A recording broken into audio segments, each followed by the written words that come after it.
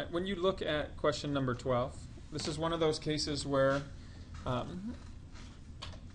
you see that this highest power is exactly double the other variable's power.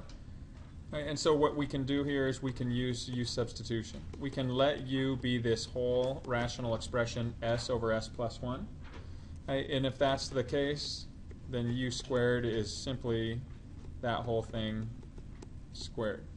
And when you look to substitute those in, you can substitute them in directly. We get 6u squared plus 5u minus 6 is equal to 0. And now it's just a matter of solving this quadratic equation. Okay, so I'm going to rewrite the middle term. So I'm going to take my leading coefficient times my constant. That gives me negative 36. I'm going to look for factors of negative 36 whose sum is positive 5. So that's a positive 9 and negative 4. Okay, I'm going to rewrite my middle term as this sum, drop down the first and the last terms, and then factor by grouping. So in this first pair of terms, I can remove a common factor of 2u, leaving a 3u minus 2. In the second pair of terms, I can remove a common factor of 3, leaving a 3u minus 2. I've done it right if I have a common binomial factor that I can take out, and then these remaining factors of 2u and 3 become the terms of my other binomial. Okay, so here what I can do is solve for u. To solve for u, you take the opposite of your constant, so positive 2 divided by your coefficient 3. The opposite of your constant, negative 3 divided by your coefficient 2. So here are your two possible values for u. So all you have to do now is you come back up to this equation.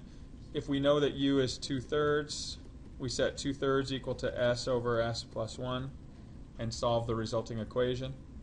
Okay, so if we just cross multiply, we get 3 times s is equal to 2 times s plus 1. Solving that by distributing your 2 and subtract the 2s from both sides, we get s is equal to 2. So there's one possibility. Okay, and test for the negative, or the next solution. We plug in a negative 3/2 equal to s over s plus 1 and cross multiply, giving us 2s is equal to negative 3 times s plus 1. Distribute our negative 3, we get negative 3s minus 3. Add a 3s to both sides.